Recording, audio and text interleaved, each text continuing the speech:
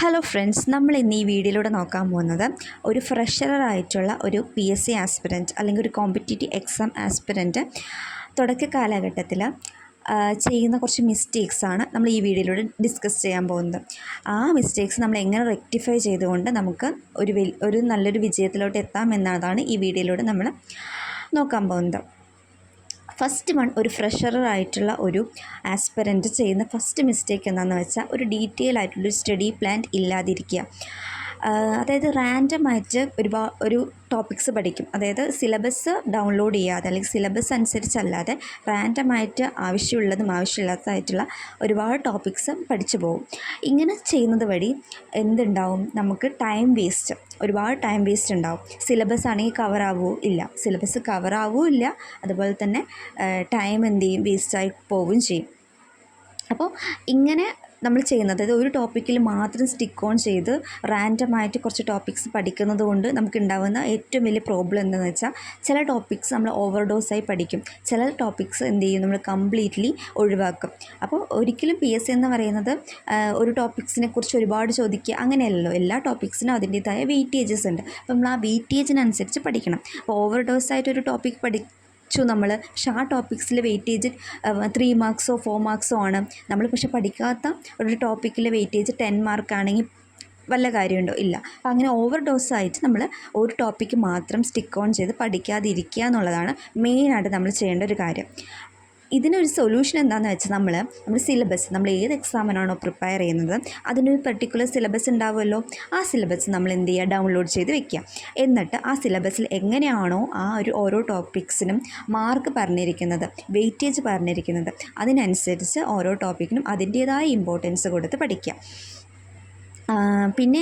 പിന്നെ സെക്കൻഡ് കാര്യം എന്താണെന്ന് വെച്ചാൽ, പല ആളുകളും സിലബസ് കംപ്ലീറ്റ്ലി ഇഗ്നോർ ചെയ്തുകൊണ്ട് കോച്ചിങ് സെൻറ്റേഴ്സിലെ നോട്ട്സ് മാത്രം പഠിക്കും. ചിലവരെന്ത് ചെയ്യും, ഒരു സിംഗിൾ ഗൈഡ് മാത്രം വാങ്ങും.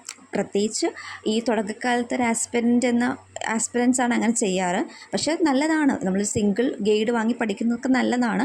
പക്ഷെ അതുമാത്രം റിലേ ചെയ്തുകൊണ്ടിരുന്നാൽ ഒരിക്കലും നമുക്ക് PSC എക്സാം ക്രാക്ക് ചെയ്യാൻ പറ്റുമെന്ന് എനിക്ക് തോന്നുന്നില്ല.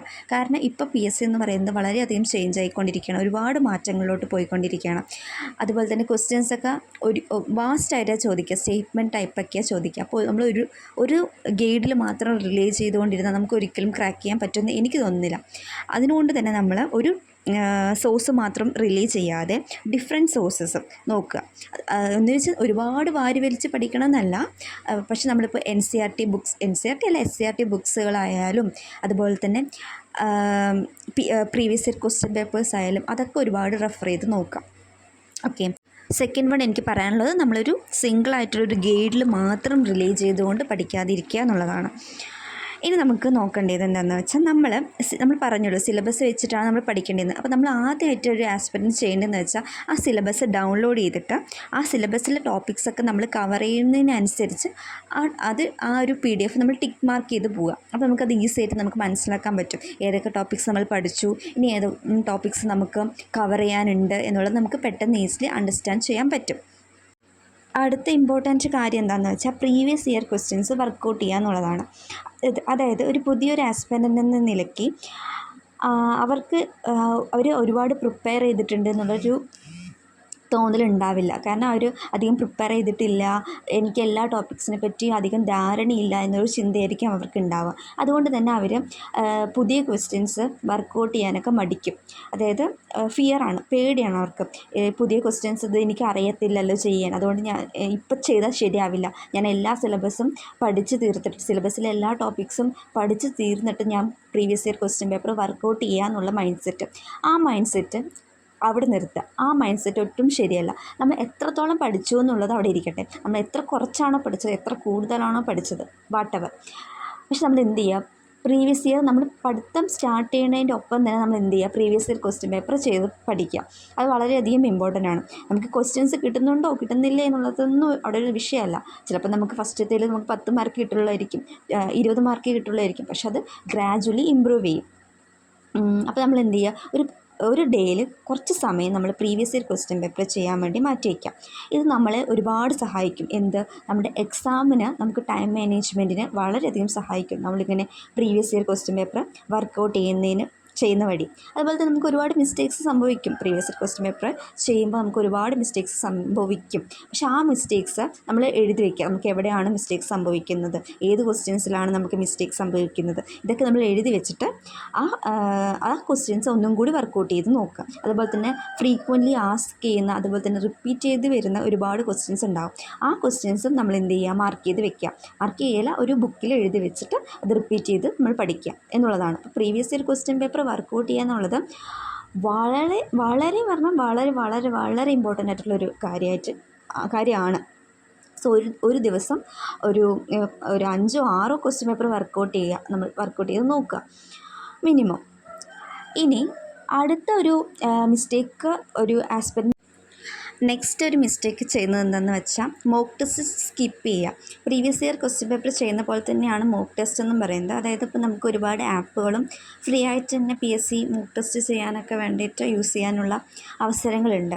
അപ്പോൾ നമ്മൾ ഈ മോക്ക് ടെസ്റ്റ് ചെയ്യുന്നത് വഴി നമുക്ക് എന്ത് ചെയ്യാൻ പറ്റും, ടൈം മാനേജ്മെൻറ്റ്, നമ്മൾ പ്രീവിയസ് ആയിട്ട് പറഞ്ഞതുപോലെ തന്നെ പ്രീവിയസ് ഇയർ ക്വസ്റ്റ്യൻ പേപ്പറിൽ പറഞ്ഞതുപോലെ തന്നെ ടൈം മാനേജ്മെൻറ്റും അതിന് ഹെൽപ്പ് ചെയ്യും. അതുപോലെ തന്നെ നമുക്ക് എക്സാം ടൈമിൽ ഉണ്ടാകുന്ന ഒരു പാനിക് ആയിട്ടുള്ള അവസരം ഒഴിവാക്കാൻ സാധിക്കും. അതുപോലെ തന്നെ ടൈം നമുക്ക് കൺട്രോൾ ചെയ്യാനൊക്കെ സാധിക്കും.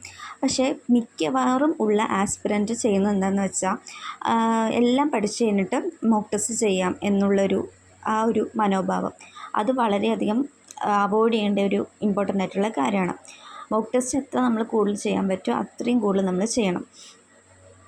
ഇനി അടുത്തൊരു ഇമ്പോർട്ടൻറ്റ് പോയിൻ്റ് എന്തെന്ന് വെച്ചാൽ ഒരു പൂർണ്ണമായിട്ട് അണ്ടർസ്റ്റാൻഡിങ് ഇല്ലാതെ നമ്മൾ എന്ത് ചെയ്യുന്നത്, മെമ്മറൈസ് ചെയ്യുന്നത്. അതായത് ഒരു ടോപ്പിക്കിനെ കുറിച്ച് നമുക്ക് പൂർണ്ണമായിട്ട് ഒരു അറിവില്ലാതെ ഒരിക്കലും നമുക്ക് അതിന് റീകാൾ ചെയ്യാൻ പറ്റില്ല, നമുക്ക് ഓർമ്മിച്ചെടുക്കാൻ പറ്റില്ല. അപ്പോൾ എപ്പോഴും നമ്മൾ പഠിക്കുമ്പോൾ അതിൻ്റെ ഒരു സ്റ്റോറി ലിങ്ക് ചെയ്തുകൊണ്ടോ അല്ലെങ്കിൽ കോസ് ആൻഡ് എഫക്റ്റ് റിലേഷൻഷിപ്പ് മനസ്സിലാക്കിക്കൊണ്ടോ പഠിക്കണം. അല്ലാതെ കാണാപ്പാഠം പഠിച്ചിട്ട് നമുക്ക് ഒരിക്കലും അത് മെമ്മറൈസ് ചെയ്ത് ഓർക്കാൻ പറ്റില്ല. അതുകൊണ്ട് തന്നെ നമ്മൾ എന്ത് ചെയ്യണം, എന്താണ് നമ്മൾ പഠിക്കുന്നത് അതിൻ്റെ കോസ് ആൻഡ് എഫക്റ്റ് അറിഞ്ഞുകൊണ്ട് മാത്രം നമ്മൾ പഠിക്കുക. എന്നാൽ മാത്രം നമുക്ക് എന്ത് ചെയ്യാൻ പറ്റും, മെമ്മറൈസ് ചെയ്യാൻ പറ്റുള്ളൂ. ഇനി അടുത്തൊരു ഇമ്പോർട്ടൻ്റ് പോയിൻ്റ് എന്താണെന്ന് വെച്ചാൽ നമ്മൾ മുന്നേ പറഞ്ഞ പോലെ തന്നെ നമ്മൾ ഫേവറേറ്റ് ആയിട്ടുള്ള ടോപ്പിക്കുകൾ മാത്രം പഠിക്കുക. നമുക്ക് ഏതാണോ ഒരു ടോപ്പിക്ക് ഫേവറേറ്റ് അത് മാത്രം നമ്മൾ പഠിക്കുന്നു. വേറെയുള്ള ടോപ്പിക്കൊക്കെ നമ്മൾ എന്ത് ചെയ്യുന്നു, അവോയ്ഡ് ചെയ്യുന്നു. ഇതുകൊണ്ട് നമുക്കൊരു നല്ല ഒരു മുന്നേറ്റം ഉണ്ടാവാൻ ഒരിക്കലും സാധിക്കില്ല. നമ്മൾ നമ്മുടെ കംഫർട്ട് സോണിൽ മാത്രമായിട്ട് നിന്ന് പോകും. അതുപോലെ തന്നെ നമ്മുടെ വീക്ക് ടോപ്പിക്സ് നമ്മൾ ഒരിക്കലും ഒരവസ്ഥയായി മാറും. വീക്ക് ടോപ്പിക്സ് എപ്പോഴും വീക്കായിട്ട് തന്നെ ഇരിക്കും. അതുപോലെ തന്നെ സ്ട്രോങ് ആയിട്ടുള്ള കാര്യങ്ങൾ എപ്പോഴും അങ്ങനെ തന്നെ ഉണ്ടാവും. പക്ഷേ വീക്കായിട്ടുള്ളതും കൂടെ നമ്മൾ പഠിക്കണമല്ലോ, എന്നാലും നമുക്ക് എക്സാമിന് മാർക്ക് സ്കോർ ചെയ്യാൻ പറ്റുള്ളൂ. സോ നമ്മളൊരിക്കലും നമ്മുടെ കംഫർട്ട് സോണിൽ മാത്രം നിന്നുകൊണ്ട് പഠിക്കരുത് എന്നുള്ളതാണ് അടുത്ത ഒരു ഇമ്പോർട്ടൻ്റ് ആയിട്ടുള്ള കാര്യം. ഇനി അടുത്ത ഇമ്പോർട്ടൻ്റ് ആയിട്ടുള്ളൊരു മിസ്റ്റേക്ക് എന്താണെന്ന് വെച്ചാൽ നമ്മൾ റിവിഷൻ ഇല്ലാതെ പഠിക്കുക എന്നുള്ളതാണ്. ഒട്ടും റിവിഷൻ ചെയ്യാതെ പഠിച്ചു പോകുന്നു. ഒരുപാട് കാര്യം നമ്മൾ പഠിക്കുന്നുണ്ടാവും, പക്ഷെ നമ്മൾ ഒരിക്കലും റിവൈസ് ചെയ്തില്ലെങ്കിൽ നമുക്ക് ഒട്ടും ഓർമ്മ നിൽക്കത്തില്ല. റിവൈസ് ചെയ്യുക എന്ന് പറയുന്നതാണ് ശരിക്കും നമ്മളുടെ ഒരു ആസ്പിരൻറ്റിനെ സംബന്ധിച്ചിടത്തോളം ഇമ്പോർട്ടൻ്റ് ആയിട്ടുള്ളൊരു കാര്യം എന്ന് വെച്ചാൽ റിവൈസിങ് ആണ്. അതാണൊരു സക്സസിൻ്റെ കീ എന്ന് ഞാൻ പറയും. ഓക്കെ, അപ്പോൾ നമ്മൾ എന്ത് ചെയ്യുക, പ്രോപ്പറായിട്ട് നമ്മൾ എന്തൊക്കെ ടോപ്പിക്സ് പഠിക്കണോ അത് അപ് ടു ഡേറ്റ് ആയിട്ട് നമ്മൾ എന്ത് ചെയ്യണം, റിവൈസ് ചെയ്യണം.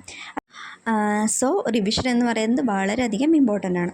ഇനി അടുത്തൊരു മിസ്റ്റേക്ക് എല്ലാവരും ചെയ്യുന്നത് എന്താണെന്ന് വെച്ചാൽ ഹെൽത്ത് ഒന്നും നോക്കാതെ പഠിക്കും. അതായത് ഒരുപാട് നേരം ഇരുന്ന് പഠിക്കും. ശരിയാണ്, നമ്മൾ പഠിക്കണം, ഒരുപാട് ടൈം ഇൻവെസ്റ്റ് ചെയ്ത് നമ്മൾ പഠിക്കണം. പക്ഷേ നമ്മുടെ ഹെൽത്ത് ഇമ്പോർട്ടൻ്റ് ആണല്ലോ. നമ്മൾ ഒരുപാട് നേരം ഇരുന്ന് പഠിച്ചിട്ട് എക്സാം സമയമാകുമ്പോഴേക്കും നമുക്ക് വയ്യാതായിട്ട് എക്സാം എഴുതാണ്ടിരിക്കാൻ പറ്റിക്കഴിഞ്ഞുള്ള അവസ്ഥ ഒന്ന് ആലോചിച്ച് നോക്കി, എത്ര വിഷമമുണ്ടാക്കുന്ന ഒരു കാര്യമാണ്. അതുകൊണ്ട് തന്നെ നമ്മളൊരിക്കലും ഹെൽത്ത് നോക്കാതെ നമ്മൾ ഇൻവെസ്റ്റ് ചെയ്യരുത്. അതുപോലെ തന്നെ നമ്മുടെ ഒരുപാട് സമയം നമ്മൾ ഉപയോഗിച്ച് പഠിക്കുമ്പോൾ അതിനനുസരിച്ചുള്ള റെസ്റ്റും നമ്മുടെ ബോഡിക്ക് കൊടുക്കണം.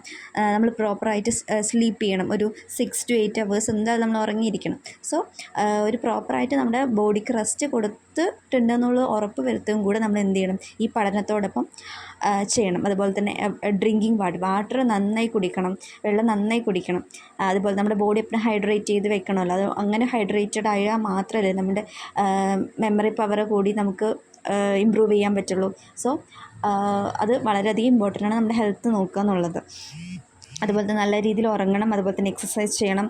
അങ്ങനെ എല്ലാ രീതിയിലും ഹെൽത്ത് നോക്കിയതിന് ശേഷം ഹെൽത്തിനും കൂടി ഇമ്പോർട്ടൻസ് കൊടുത്തിട്ട് വേണം നമ്മൾ നമ്മുടെ പഠനം മുന്നോട്ട് കൊണ്ടുപോകാൻ. സോ ഞാൻ ഇത്രയും പറഞ്ഞ കാര്യങ്ങൾ ഞാൻ ഒന്നും കൂടി ബ്രീഫ് ചെയ്ത് പറയാം. ഫസ്റ്റ് നമ്മൾ ചെയ്യേണ്ടത് എന്താണെന്ന് വെച്ചാൽ ഒരു നല്ലൊരു സ്റ്റഡി പ്ലാൻ നമുക്ക് ഉണ്ടായിരിക്കണം. അതുപോലെ തന്നെ നമ്മൾ ഒരു പെർട്ടിക്കുലർ ടോപ്പിക്സിൽ മാത്രം സ്റ്റിക്ക് ഓൺ ചെയ്ത് പഠിക്കരുത്, എല്ലാ ടോപ്പിക്സും പഠിക്കണം. അതിനുവേണ്ടി നമുക്ക് ആദ്യമായിട്ട് വേണ്ടത് സിലബസാണ്. നമ്മൾ ഏത് എക്സാമിനാണോ പ്രിപ്പയർ ചെയ്യണത് അതിൻ്റെ സിലബസ് ഡൗൺലോഡ് ചെയ്തിട്ട് അതിൻ്റെ അടിസ്ഥാനമാക്കിയിട്ട് നമ്മൾ പഠിക്കുക. അതുപോലെ തന്നെ previous year question paper work out ചെയ്യുക, അതുപോലെ മോക്ക് ടെസ്റ്റ് ചെയ്യുക. എത്രത്തോളം മോക്ക് ടെസ്റ്റും പ്രീവിയസ് ഇയർ വർക്കൗട്ടും ചെയ്യാൻ പറ്റും അത്രത്തോളം ചെയ്യുക. അതുപോലെ തന്നെ റിവൈസിങ് ചെയ്യുക. റിവിഷൻ എന്ന് പറയുന്നത് വളരെയധികം ഇമ്പോർട്ടൻ്റ് ആണ്. അതുകൊണ്ട് തന്നെ റിവൈസിങ് ചെയ്തിരിക്കണം. പിന്നെ അതുപോലെ തന്നെ എല്ലാ ടോപ്പിക്സും പഠിച്ചോ എന്നുള്ളത് നമ്മൾ എക്സാമിന് മുന്നേ ചെയ്യാൻ വേണ്ടിയിട്ടാണ് നമ്മൾ ഈ റിവൈസിങ് നമ്മൾ ഒന്നുകൂടി ഹെൽപ്പ് ചെയ്യും. ഓക്കെ, അതുപോലെ നമ്മുടെ ഹെൽത്തും അതിനനുസരിച്ച് വളരെയധികം ഇമ്പോർട്ടൻ്റ് ആണ്. നമ്മുടെ ഹെൽത്തും കൂടി നോക്കിയിട്ട് വേണം നമ്മൾ പഠിക്കാൻ. സോ ഇത്രയും നേരം ഈ വീഡിയോ കേട്ടുകൊണ്ടിരുന്ന എല്ലാവർക്കും വളരെയധികം thank you so much. By.